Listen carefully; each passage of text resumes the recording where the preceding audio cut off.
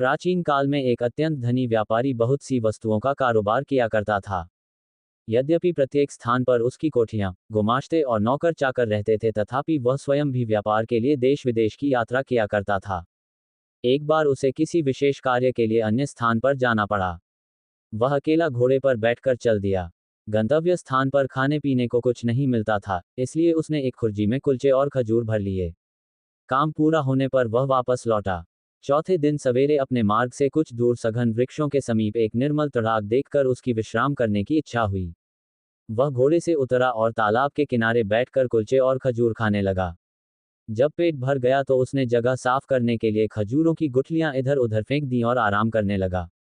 इतने में उसे एक महाभयंकर दैत्य अपनी ओर बड़ी सी तलवार खींचे आता दिखाई दिया। पास आकर दैत्य क्रोध से गरज कर बोला, इधर आ, तुझे मारूंगा। व्यापारी उसका भयानक रूप देखकर और गर्जन सुनकर कांपने लगा और बोला, स्वामी, मैंने क्या अपराध किया है कि आप मेरी हत्या कर रहे हैं? दैत्य ने कहा, तूने मेरे पुत्र की हत्या की है, मैं तेरी हत्या करूंगा।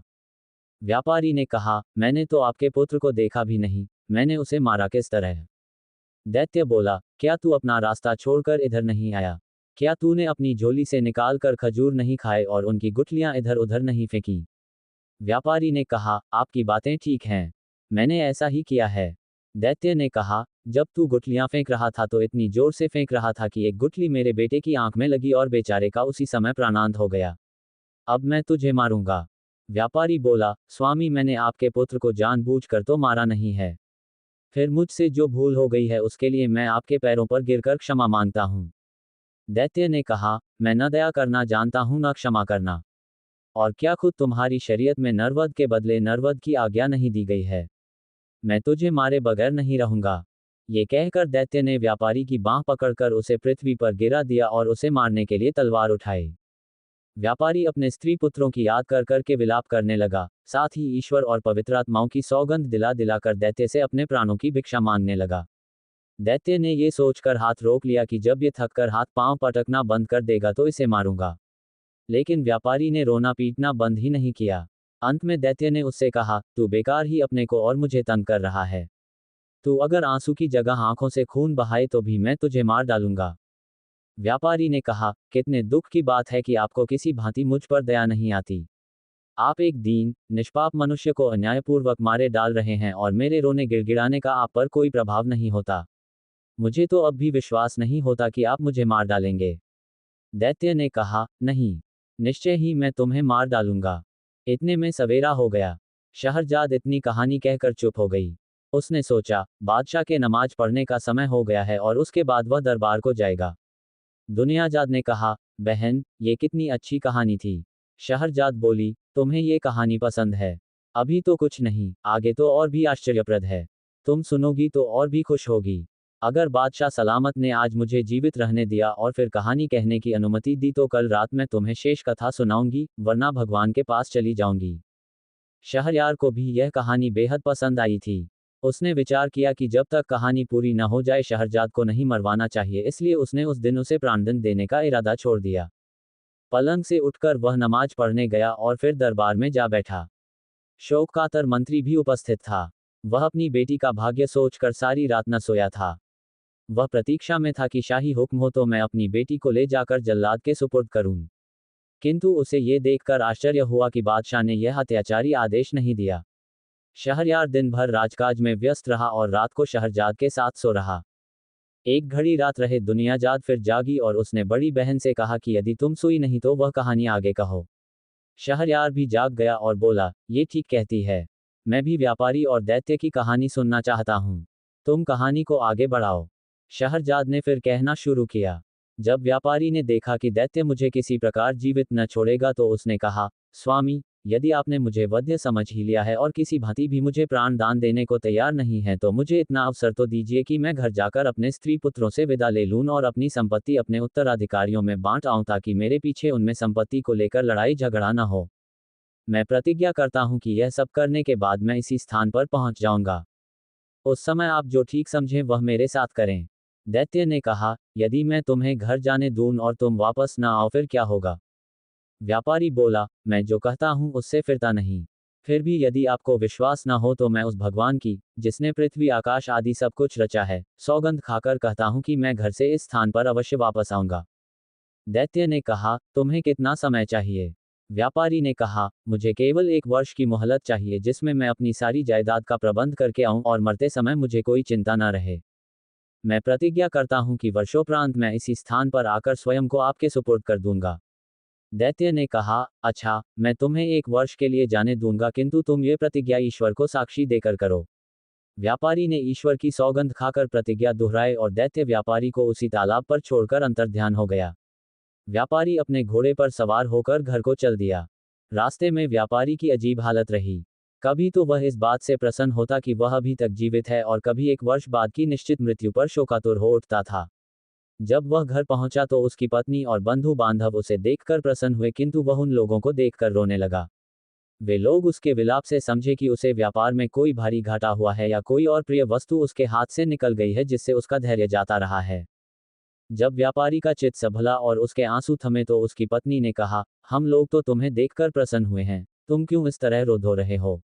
व्यापारी ने कहा, रो धोऊं नहीं तो और क्या करूं? मेरी जिंदगी 1 ही वर्ष की और है। फिर उसने सारा हाल बताया और दैत्य के सामने ईश्वर को साक्षी देकर की गई अपनी प्रतिज्ञा का वर्णन किया। ये सारा हाल सुनकर वे सब भी रोने पीटने लगे। विशेषतः उसकी पत्नी सिर पीटने और बाल नोचने लगी और उसके लड़के बच्चे ऊंचे स्वर में विलाप करने लगे। वह दिन रोने पीटने ही में बीता। दूसरे दिन से व्यापारी ने अपना सांसारिक कार्य आरंभ कर दिया। उसने सबसे पहले अपने ऋणदाताओं का धन वापस किया। उसने अपने मित्रों को बहुमूल्य भेंटें दी, फकीरों साधुओं को जी भर कर दान किया, बहुत से दास दासियों को मुक्त किया। उसने अपनी पत्नी को यथेष्ट धन दिया, अवयस्क बेटे बेटियों के लिए अभिभावक नियुक्त किए और संतानों में संपत्ति को बांट दिया। इन सारे प्रबंधों में 1 वर्ष बीत गया और वह अपनी प्रतिज्ञा निभाने के लिए दुखी मन से चल दिया। अपने कफन दफन के खर्च के लिए उसने कुछ रुपया अपने साथ रख लिया। उसके चलते समय सारे घर वाले उससे लिपट कर रोने लगे और कहने लगे कि हमें भी अपने साथ ले चलो ताकि हम भी तुम्हारे साथ प्राण दे दें। व्यापारी ने अपने चित्त को स्थिर किया और उन सब को धैर्य दिलाने के लिए कहने लगा, मैं भगवान की इच्छा के आगे सिर झुका रहा हूं। तुम लोग भी धैर्य रखो। ये समझ लो कि एक दिन सभी की मृत्यु होनी है। मृत्यु से कोई भी नहीं बच सकता। इसलिए तुम लोग धैर्यपूर्वक अपना काम करो। अपने सगे संबंधियों से विदा लेकर व्यापारी चल दिया और कुछ समय के बाद उस स्थान पर पहुंच गया जहां उसने दैत्य से मिलने को कहा था। वह घोड़े से उतरा और तालाब के किनारे बैठकर दुखी मन से अपने हत्यारे दैत्य की राह देखने लगा। इतने में एक वृद्ध पुरुष एक हिरनी लिए हुए आया और व्यापारी से बोला, तुम इस निर्जन स्थान में कैसे आ गए? क्या तुम नहीं जानते कि बहुत से मनुष्य धोखे से इसे अच्छा विश्राम स्थल समझते हैं और यहाँ आकर दैत्यों के हाथों भांति भांति के दुख पाते हैं? व्यापारी ने कहा, आप ठीक कहते हैं। मैं भी इसी धोखे में पड़कर एक दैत्य का शिकार होने वाला हूँ। ये कहकर उसने बूढ़े को अपना सारा वृतांत बता दिया।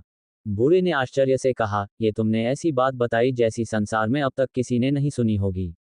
तुमने ईश्वर की जो सौगंध खाई थी उसे पूरा करने में प्राणों की भी चिंता नहीं की।